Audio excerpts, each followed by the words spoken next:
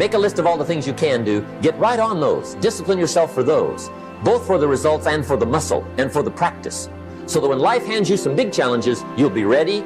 But see, if you don't handle the small ones, you can't take care of the big ones. Here's the steps. Number one, find out how things work. The first key to doing better is find out. To change your life, really, you need ideas. There isn't anything an idea can't change. And Schoaf taught me the major problem is lack of an idea, not a problem. At first, I didn't have any money. I said to Mr. Schoaf, I don't have any money. He said, that's not a problem. Now, see, up until then, I always thought it was. I was confused. He said, no, the problem is lack of an idea on how to create money and wealth. It isn't lack of money, it's lack of ideas. So if you get the ideas, see, you can change anything. Now, to get ideas, you need a constant study of finding out. And they have to all be brought under the organizational structure of long-term collective vision. And in order to do that, you have to be disciplined. And any discipline, technically speaking, is an attempt to bring all those competing short-term impulses under a larger scale and more inclusive framework. You do that, and then, well, that's actually what gives you freedom. If you're going to mess around with very complicated and dangerous matters, you should really put your life together. We also know that the higher your conscientiousness, the lower your neuroticism. Conscientiousness does seem to keep neuroticism in check. And so I would say, and have said this to many people, clean your room, organize your life, get a routine, establish disciplined habits. The next subject is setting goals. Let me show you what turned my life every way but loose. Setting goals. Here's what can easily happen if you don't set goals. It's easy to let life deteriorate into making a living instead of designing a life. And we all have a choice. Make a living or design a life. It's easy to get trapped by economic necessity. But the best advice I can give you on how to break out of that trap is to learn how to set goals. Mr. Schoaf put it to me this way. He said, Jim, if you had enough reasons, you could do the most incredible things. If you have enough reasons. Write down your why. What are you doing this for in life? Your why should be something so big that it changes the whole outlook on how things are with you and your purpose. Think about your passion. Think about your opportunities. And that's how you find your purpose. When that why meets up with your passion, your opportunity, and your purpose, then you'll find out.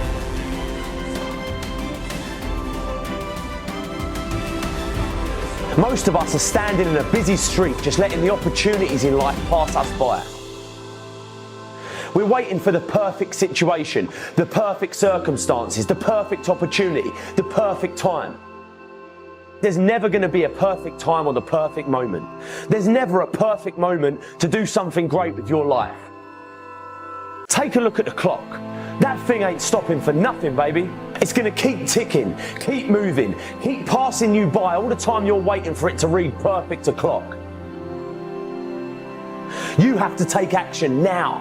Whatever that goal is, whatever that dream is that you're holding in your mind, now is the time. Forget all your excuses. Forget all your problems. Not tomorrow, not next week, but right here, right now. Why keep looking around at people that are where you want to be, living the type of life you want to live? Look at that place where they are and say to yourself, now is my time. Now is my moment. Now is your moment. Today is that day. I want you to be terrified of sitting on the sidelines and doing nothing. Waking up in 6 days or 6 weeks or 6 years or 60 years and being no closer to your goal. You've made no progress. That is the nightmare. Do the extra repetition, run the extra mile, go the extra round, make the right choices. Give the full measure. Fight back. Go down swinging. Give every day everything you've got. Embed that long-term goal in your mind. Burn it into your soul. I got here not because I'm the strongest, not because I'm the fastest, not because I'm the best. I never stopped fighting. It got harder and it got harder, and it seemed the further I climbed, the harder it got. But I didn't stop, I didn't quit. I just kept fighting and fighting and fighting. Think about it, write about it, talk about it, hang it up on your wall, but most important, do something about it every day. Every day, do something that moves you toward that goal, that keeps that goal alive and in sight and in focus. Do what you say, mean what you say, follow through for something for one time in your life. One time.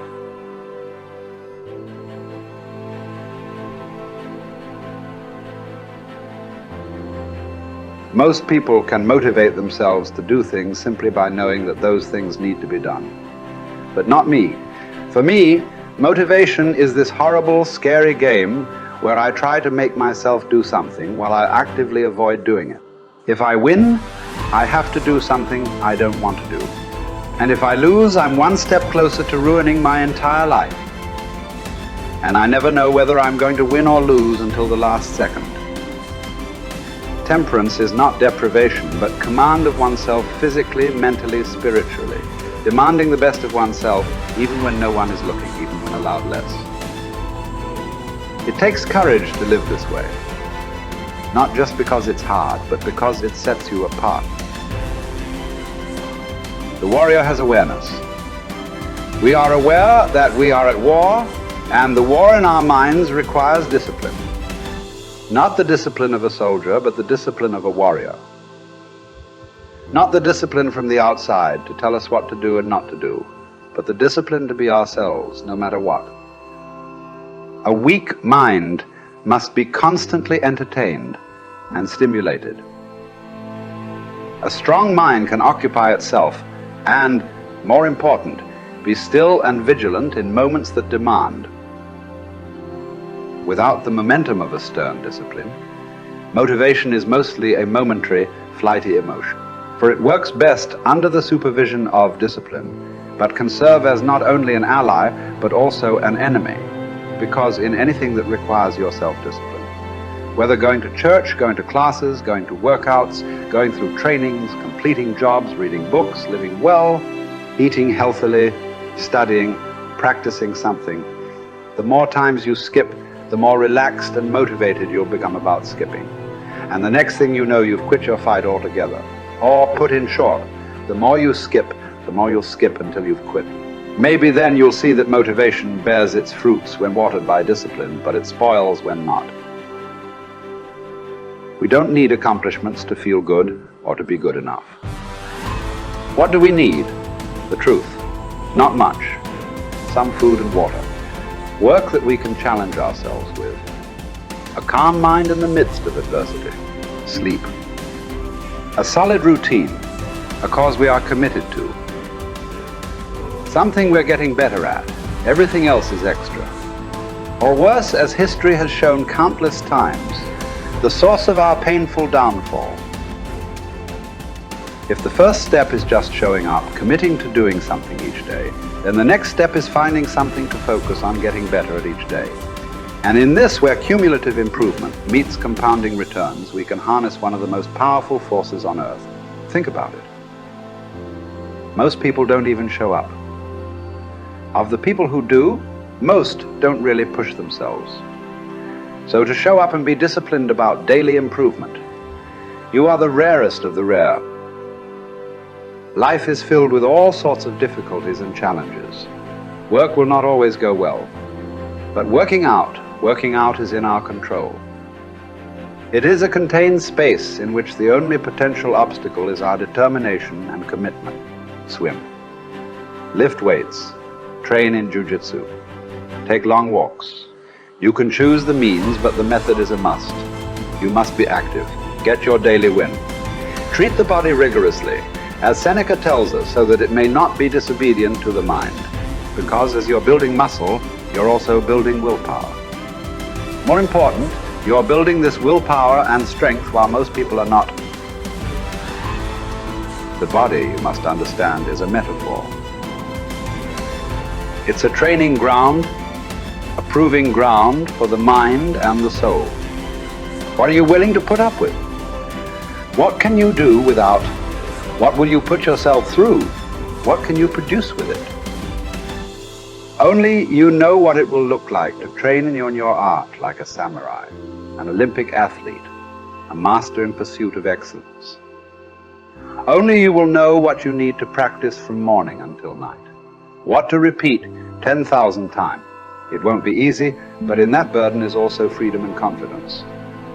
The pleasure of the flow state, the rhythm of second nature, the quiet calmness of knowing that from the practice you'll know exactly what to do when it counts, the pride and the dependability of doing it too.